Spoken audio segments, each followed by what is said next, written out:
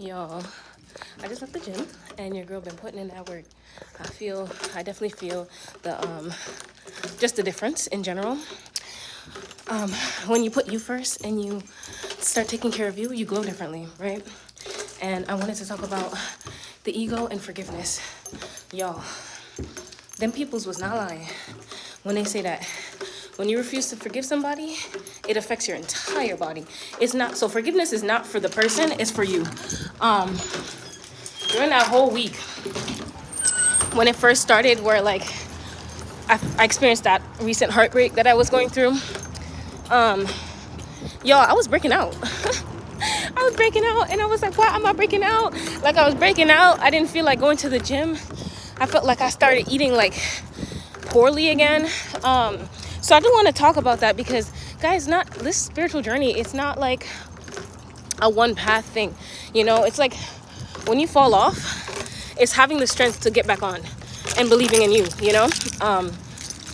So, hold on, y'all.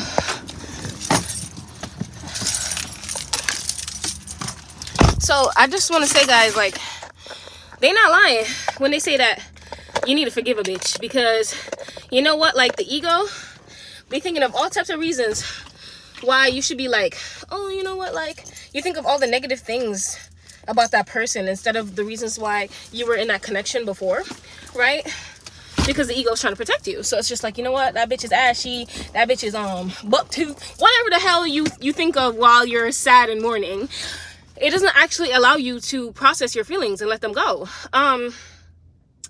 It's being honest. Like when your feelings come up, stop, pause, and just let that sensation sit in your body and say, you know what, like I'm feeling hurt right now. Like this, I don't have to look for reasons why this person is a bad person, because no one person is all bad or good. You know what I mean? Like you have your flaws, you have your shadow side too. You know what I mean? And if you guys are not in a connection anymore, be blessed. Okay? Because that anytime God removes anyone from your life, it is always to replace it with something better. And this is not to say that person is, a bad person or not. It's just like they're not in alignment with you anymore. And you know what? We get attached to things, people, places, because we believe it's ours. You know what I mean? Like, and I was reading this book and he talks about when you have pride, it's always like when you attach my to this, or it's instead of saying this is my shirt, to say this is a shirt. So if something happens to the shirt, you can let it go.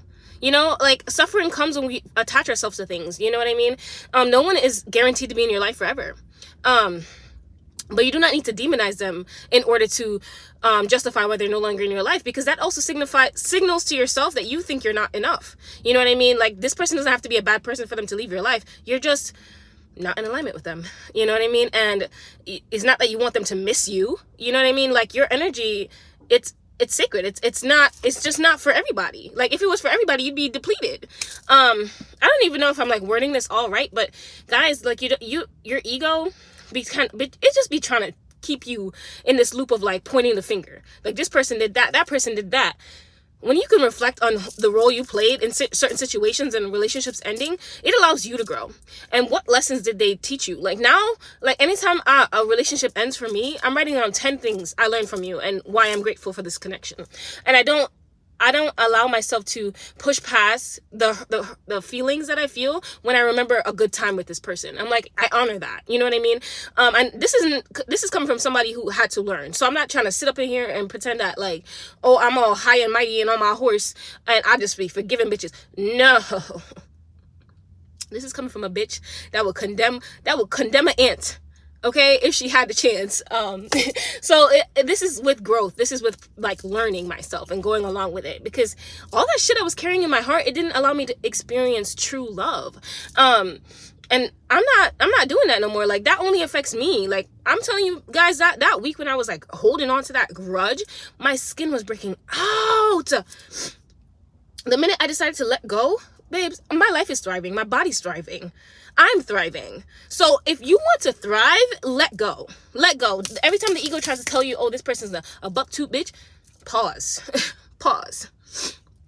Say your affirmations. Sit with the feelings. Reword that thought, okay? Because the ego is just trying to point the finger so that you don't have to look at yourself. Look at yourself and say, what role did I play? Did you invite somebody into your life when you knew they weren't good for you? Acknowledge that. Work through that. that was a lesson. So then you can push past it and align with better relationships. Okay, but if you refuse to look at yourself, you will always keep in that attracting the same types of relationships because that's what you're subconsciously attracted to. You know what I mean? I'm not saying that you attract bad people because you're bad, but it's not that like black and white. You know what I mean?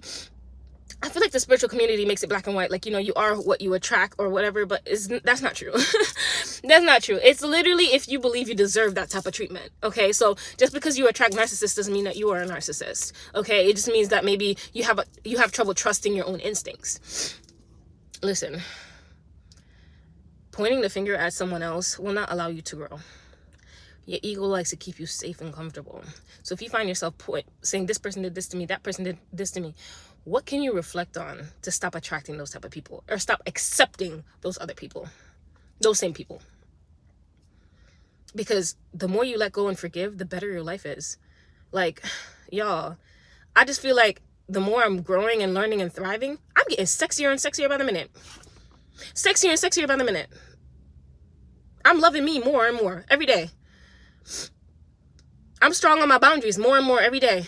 And I see that the more boundaries you have, the less people around you. But that's a good thing. People be sucking your energy dry. And that's not the way I want to be sucked. So anyway, the ego has no place in forgiveness. So whenever you find yourself saying this, no. And I was watching a creator and she was talking about how she was like, oh, you know, the ego likes to make you think that like other people be like praying on your downfall or wishing you bad. Listen, our worst enemy be ourselves. Okay, so stop. Every time you find yourself saying I'm being controlled by this, and you're giving your power away.